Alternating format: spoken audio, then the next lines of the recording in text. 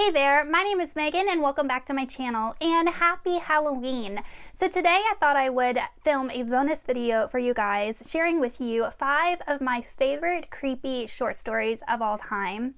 So I feel like during the spooky season all of us like to read creepy books, whether it be horror or thriller or mystery, but you can actually still read some awesome spooky things in short story format. So before we get started, I just wanted to let you know that I chose purposely not to put any Edgar Allan Poe stories on this list because I feel like Edgar Allan Poe, everyone is pretty well versed in and everybody knows his stories and his works because he is the master of the macabre and he is by far my favorite author of all time. So I purposely chose not to put any Edgar Allan Poe stories on this list. Now, all of these short stories are in the public domain, so I'm going to go ahead and put links to copies of these stories online so that you can read them for yourself. Now, for my list, I'm going to start with my least favorite of the 5 stories and then go up to my favorite creepy short story of all time. But before we go ahead and get on into the short stories, if you are not already subscribed to my channel, please go ahead and hit that subscribe button as well as the little bell icon so you can be notified every time I post new content. I post new videos every Sunday and every Wednesday and sometimes Friday. Also, don't forget to check down in the description box for links to all of my social media as well as my Patreon where I host book giveaways every quarter. The Witch is a short story written by horror author Shirley Jackson and it was published in 1949. In this story, we are following a little 4-year-old boy, his mother, and his baby sister as they are traveling via train through the countryside. During the train ride, the little boy is visited by an elderly old man who begins to tell him a very dark and disturbing story, and it turns out that the old man may or may not be a witch. The reason that I like The Witch by Shirley Jackson is that the story starts out fairly normal. We have a mother and her 2 young children as they're on this train ride. Really, there's just no mood established. And then suddenly you have this elderly man come up to this little boy and start saying these really strange things. And it's weird enough, the stuff that he says to him. Like if I was a mom and someone started saying that stuff to my child, I'd call, some sort of police. So it's disturbing enough that he's saying this to a child, but then when you think about it, what if he actually did the stuff that he's saying and then you're like, oh, it's even more weird and freaky. So that's why I like this story. It's super short. It will take you like 10 minutes, if that, to read, and it kind of leaves you with a feeling like, oh, that's disturbing and unsettling. So that's why I like The Witch, and I think it is a really good creepy read for Halloween. The Most Dangerous Game is a short story written by Richard Connell and it was published in 1924. In this story, we follow a world-famous hunter named Rainsford, who, at the beginning of the story, is unfortunately shipwrecked on this dark and foreboding island. Rainsford soon realizes that the island is occupied when he hears gunshots in the distance. Rainsford soon finds himself in the company of a Russian general named Zarov, who has turned this isolated island into prime hunting ground. But as the story progresses, Rainsford soon has to ask himself the question, is he the hunter on this island, or is he the prey?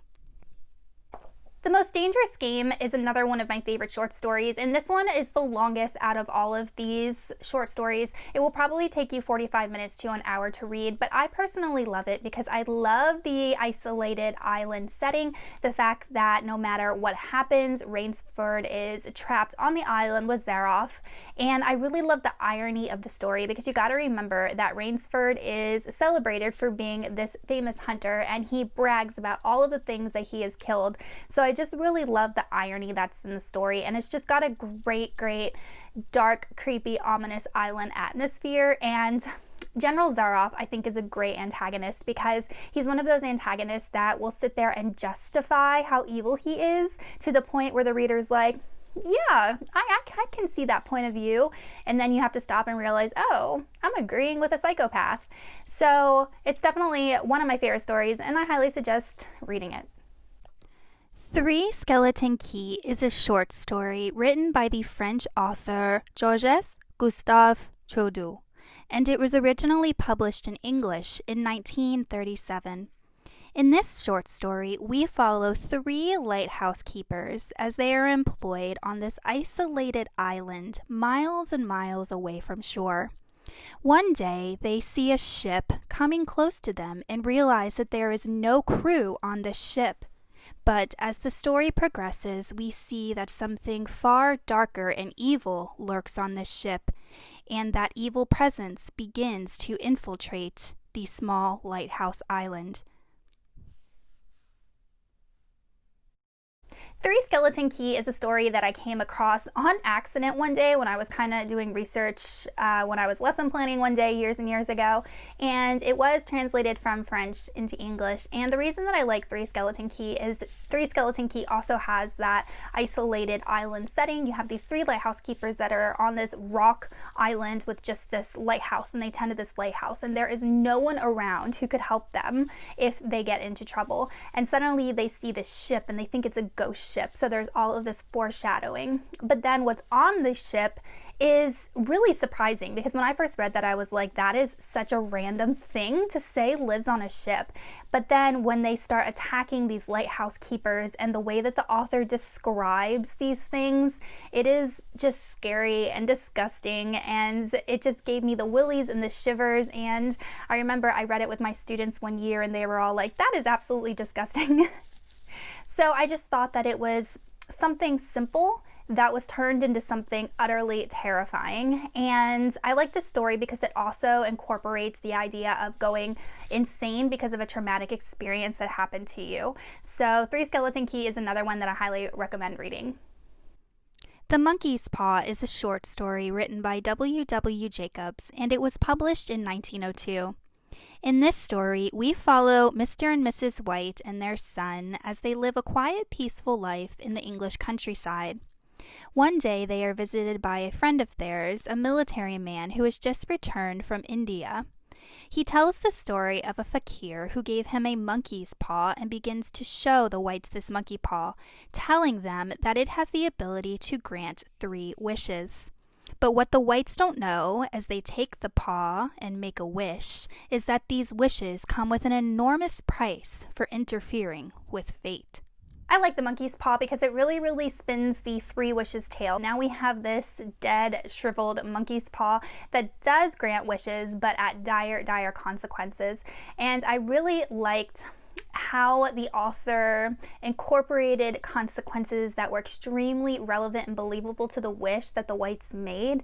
And I especially like the ending because it really hones in on like a mother's instinct and grief, and I thought that was really well done. And that last final scene with the knocking at the door and the mom and the dad fighting over whether to answer it was just really well done and creepy and a little bit heart-wrenching. So The Monkey's Paw is just a short story that really never gets old. The Landlady is a short story written by Roald Dahl and was published in 1959. In this story, we follow innocent 17-year-old Billy Weaver as he travels to Bath, England for business. When he arrives in Bath, he begins looking for lodging and comes across a boarding house run by a single landlady. As Billy steps into the boarding house, he realizes that he is the only occupant and that this landlady might have different plans for him than he originally thought. And finally, we come to The Landlady, written by Roald Dahl. So in my opinion, Roald Dahl always has kind of like a creep factor in his books, at least the ones that I've read. And this is my favorite story because we don't often see an antagonist that is a female, that is out to do something to a male. So I really liked that we had the naive young teenage boy and the creepy landlady, because I feel like normally it would be the opposite. You'd have like the creepy man and like the young naive woman. So I really liked how we had that role reversal. And I really liked the mystery that Billy uncovers with the men from his town that went missing and how that kind of played into the plot. And then I also really liked the landlady. Like, she would say these things that were just so subtle that when you look back, you're like, oh my God, that is so creepy. And what does it really mean? And then if you go back and read it again and you start putting the subtle clues and the things that she said together, you kind of figure out what her plan is, and it's downright creepy. And another thing I liked about it was the ending when Billy was drinking the tea. I felt like that just put it all together in a nice, neat bow of all out creepiness. So The Landlady is definitely my favorite creepy short story of all time that is not Edgar Allan Poe, and I highly suggest reading it. Okay, you guys, so that is it for my 5 favorite Halloween short stories. All of these are from the 20th century, and I feel like they will definitely satisfy that urge to read something that is a bit unsettling and a bit disturbing and perfect for a Halloween night when you have nothing to do. Grab some tea, grab some coffee, and just sit down and read some good old spooky short stories. Let me know in the comments if you've read any of these short stories and what you thought of them, or if you have any suggestions for creepy short stories for me to read, because I'm always game for that. And I will see you guys soon in another video. Goodbye!